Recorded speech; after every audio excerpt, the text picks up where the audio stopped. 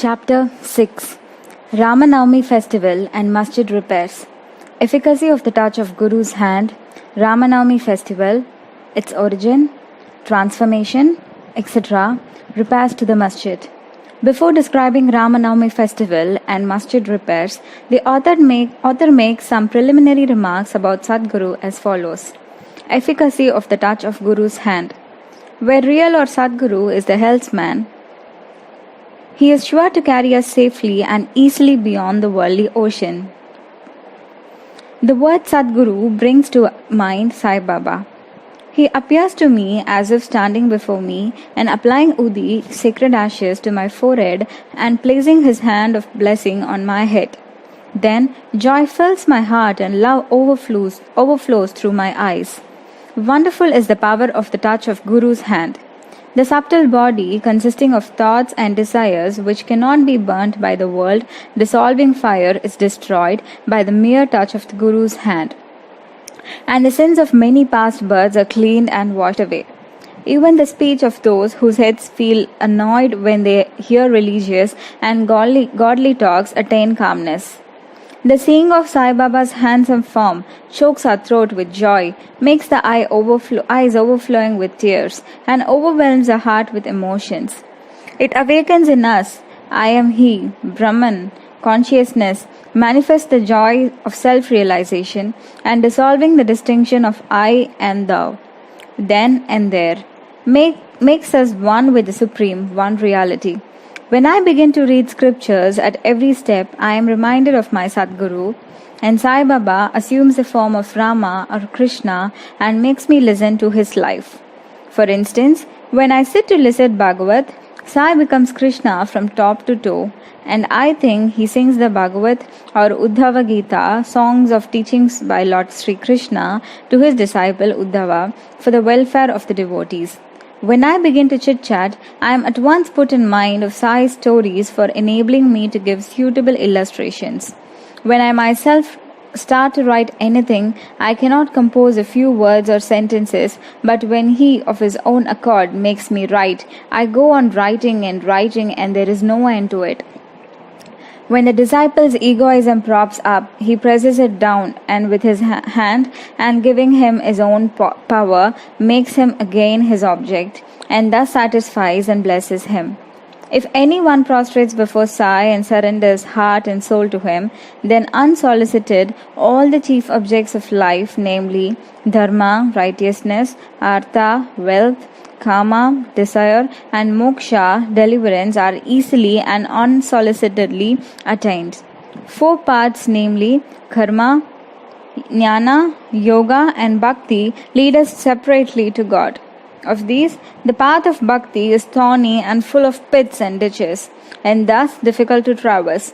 But if you, relying on your Sadguru, avoid the pits and thorns and walk straight, it will take you to the destination God. So says definitely Sai Baba. After philosophing about the self-existent Brahman, his power, Maya, to create this world and the world created, and stating that all these 3 are ultimately one and the same, the author quotes Sai Baba's words guaranteeing the welfare of the bhaktas. There will never be any dearth or scarcity regarding food and clothes in any devotees' homes. It is my special characteristics that I always look to and provide for the welfare of the devotees who worship me wholeheartedly with their minds ever fixed on me. Lord Krishna has also said the same in the Gita. Therefore, strive not much for food and clothes. If you want anything, beg of the Lord. Leave worldly honors. Try to get Lord's grace and blessings and be honored in His court. Do not be deluded by worldly honor. The form of the deity should be firmly fixed in the mind. Let all the senses and mind be ever devoted to the worship of the Lord. Let there be no attraction for any other thing. Fix the mind in remembering me always, so that it will not wander elsewhere towards body, wealth, and home. Then it will be calm, peaceful, and carefree. This is a sign of the mind being well engaged in good company. If the mind is vagrant, it cannot be called well merged. After quoting these words, the author goes on to relate the story of Ramanavami festival in Shirdi. As Ramanavami is the greatest festival celebrated at Shirdi, another fuller account, as published in Sai Leela magazine of 1925, page 197, is also referred to, and a summary of the festival as related in both these accounts is attempted here. Origin. One Mr. Gopal Rao Gund was a circle inspector at Koperagan. He was a great devotee of Baba. He had 3 wives but had no issue. With Sai Baba's blessings, a son was born to him. In the joy that he felt regarding the event, an idea of celebrating a fair or urus occurred to him in the year 1897. And he placed it for consideration before other Shirdi devotees, namely Tatya Patil, Dada Kote Patil, and Madhav Rao Deshpande, that is Shama. They all approved of the idea and got Sai Baba's permission and blessings. Then, an application for getting the collector's sanction for celebrating the urus was made. But as a village Kulkarni reported against holding the fair, the sanction was refused. But as Sai Baba had blessed it, they tried again and ultimately succeeded in getting the collector's sanction. The day for the urus was fixed on the Ramanavami day after having consultation with Sai Baba. It seems he had some end in the view in this, namely the unification of the 2 fairs of festivals, the urus and the Ramanavami, and the unification of the 2 communities, the Hindu and the Mohammedans. As future events showed, this end or object was achieved. Though the permission was obtained, but other difficulties cropped up. Shirdi was a village and there was water scarcity. There were 2 wells in the village, the one in use dried up soon, and the water from the second was brackish. This brackish water was turned into sweet one by Sai Baba by throwing flowers into it. The water of this well was insufficient, so Tatya Patil had to arrange to get water from a well by fixing moats, leather sacks thereon, at a considerable distance. Then temporary shops had to be constructed and wrestling bouts arranged. Gopal Rao Gund had a friend by name Damu Anna Khasar of Ahmednagar. He also was similarly unhappy in the matter of progeny, though he married 2 wives. He too was blessed by Sai Baba with sons, and Mr. Gund prevailed upon his friend to prepare and supply 1 simple flag for the procession of the fair. He also succeeded in inducing Mr. Nana Sahib Nimonkar to supply another embroidered flag. Both these flags were taken in procession through the village and finally fixed at the 2 ends or corners of the masjid, which is called by Sai Baba as Dwarka Mai. This is being done even now. The sandal procession. There was another procession by which was started in this fair. The idea of sandal procession originated with one Mr. Amir Shakar Dalal, a Mohammedan Bhakta from Korla. This procession is held in honor of great Muslim saints. Sandal, that is chandan paste, and scrapings are put in the thali, flat dishes, and these are carried with incense burning before them in procession to the accompaniment of band and music through the village, and then after returning to the masjid. The contents of the dishes are thrown on the nimbar and walls of the masjid with hands. This work was managed by Mr. Amir Shakar for the first 3 years and then afterwards by his wife. So on one day, the 2 processions, the flags by the Hindus and that of the sandals by the Muslims, went on side by side and are still going on without any hitch. Arrangement. This day was very dear and sacred to the devotees of Sai Baba. Most of them turned out on the occasion and took a leading part in the management of the fair. Tatya Kote Patil looked to all outward affairs while the internal management was entirely left to one Radha Krishna Mai, a female devotee of Baba. Her residence was full of guests on the occasion and she had to look to their needs and also to arrange for all the paraphernalia of the fair. Another work which he willingly did was to wash out and clean and whitewash the entire masjid. It was walls and floor, which were blackened and were full of soot on account of the ever-burning dhuni, sacred fire of Sai Baba. This work she did during the night when Sai Baba went to sleep every alternate day in the Chavadi. She had to take out all the things, including even the dhuni, and after thorough cleaning and whitewashing, replace them as they were before.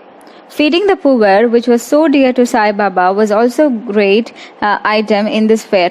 For this purpose, cooking on a grand scale and preparing various sweet dishes was done in Radha Krishna Mai's lodging.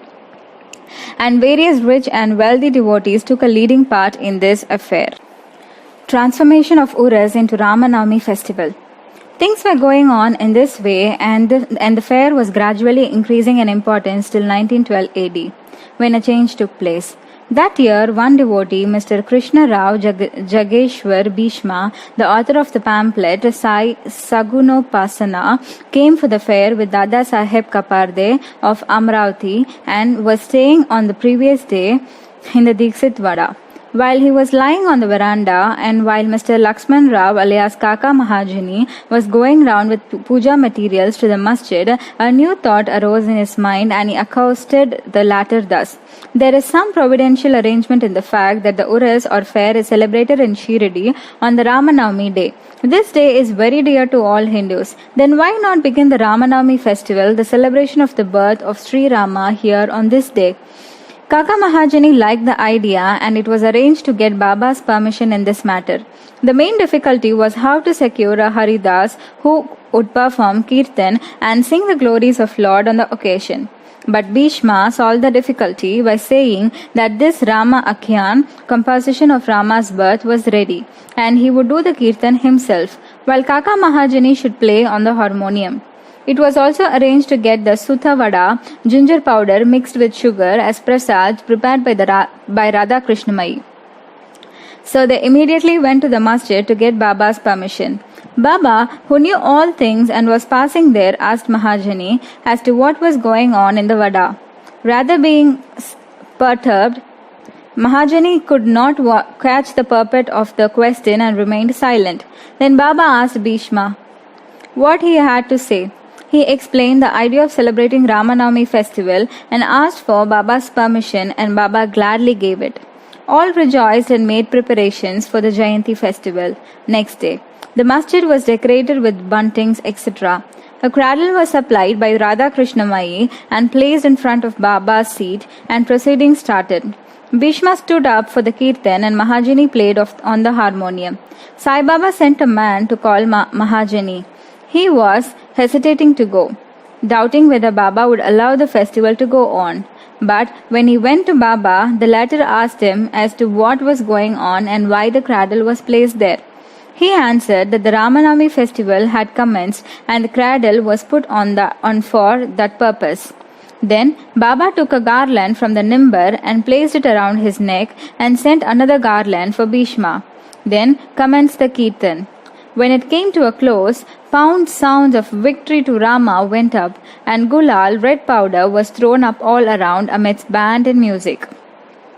Everybody was overjoyed when suddenly roaring was heard.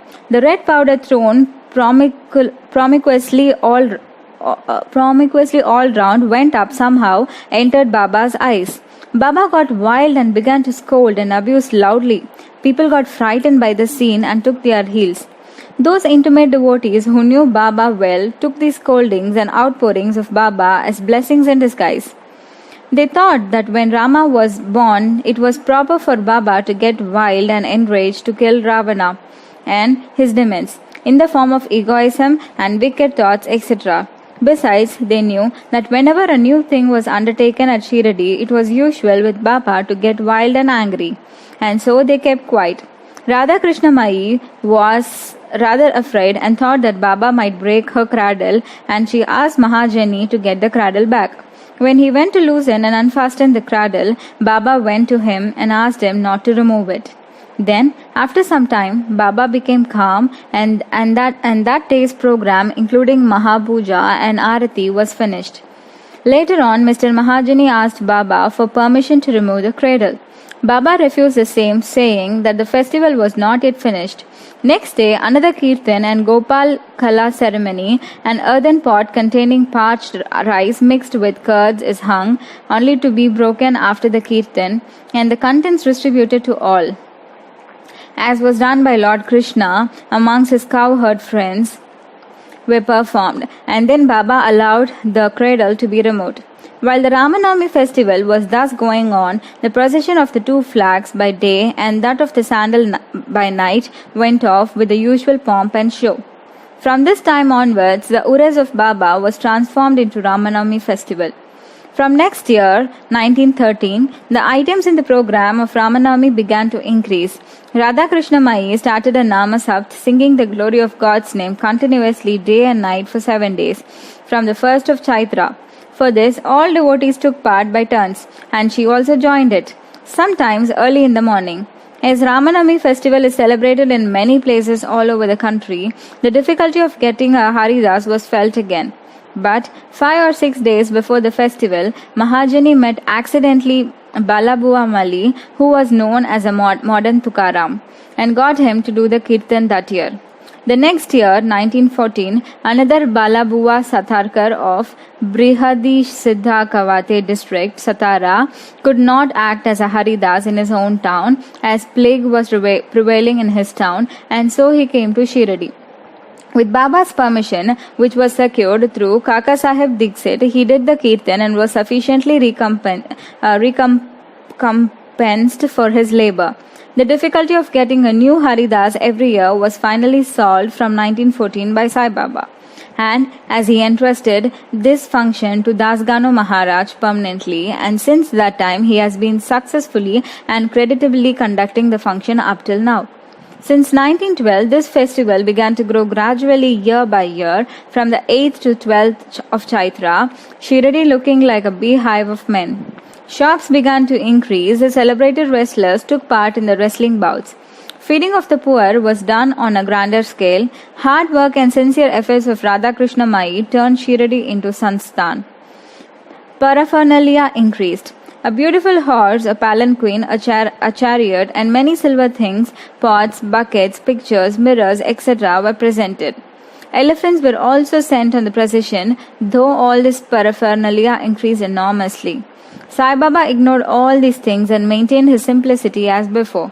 It is to be noted that both the Hindus and Mohammedans have been working in unison in both the procession, and during the entire festival, there has been no hitch or quarrel between them at all so far. First, about 5,000 to 7,000 people used to collect, but that figure went up to 75,000 in some years. Still, there was no outbreak of any epidemic or any riots were the name during so many past years. Repairs to the masjid. Another important idea occurred to Gopal Gund. Just as he started the Ures or fair, he thought that he should put the masjid in order. So, in order to carry out the repairs, he collected stones and got them dressed. But this work was not assigned to him. This was reserved for Nana Sahib Chandorkar and the payment work for Kaka Sahib Dixit. First, Baba was unwilling to allow them to have these works done. But with the intervention of Mahal Sapati, a local devotee of Baba, his permission was secured. When the payment was completed in one night in the masjid, Baba took a small gadi for his seat, discarding the usual piece of sack, cloth used till then. In 1911, the Sabha Mandap courtyard was also put in order with great labor and effort. The open space in front of the masjid was very small and inconvenient. Kaka Sahib Dixit wanted to extend it and put on it a roofing at great expense. He got iron posts and pillars and trusses and started the work. At night, all the devotees worked hard and fixed the posts. But Baba, when he turned from Chavadi the next morning, uprooted them all and threw them out. Once it so happened that Baba got very excited, caught a pole with one hand and began to shake and uproot it, and with the other hand caught the neck of Tatya Patil. He took by force Tatya Petas, struck a match, set it on fire and threw it in a pit. At that time, Baba's eye flashed like burning embers. None dared to look at him. All got terribly frightened. Baba took out a rupee from his pocket and threw it there, as if it were an offering on an auspicious occasion. Tatya also was much frightened. None knew what was going to happen to Tatya, and none dared to interfere. Bagoji Shinde, the leper devotee of Baba, made a little boldly advance, but he was pushed out by Baba. Madhav Rao was also similarly treated, he being pelted with brick pieces. So, All those who went to intercede were similarly dealt with. But after some time, Baba's anger cooled down. He sent for a shopkeeper, got from him an embroidered peta, and himself tied on Tatya's head, as if he was being given a special honor. All the people were wonderstruck to see the strange behavior of Baba. They were at a loss to know what enraged Baba so suddenly and what led him to assault Tatya Patil, and why his anger cooled down the next moment. Baba was sometimes very calm and quiet and talked sweet things with love, but soon after, with or without any pretext, got enraged. Many such incidents may be related, but I do not know which to choose and which to omit. I therefore refer them as they occur to me. In the next chapter, the question whether Baba was a Hindu or Mohammedan will be taken up. His yogic practices and powers and other matters will be dealt with. Bow to Sri Sai. Peace be to all.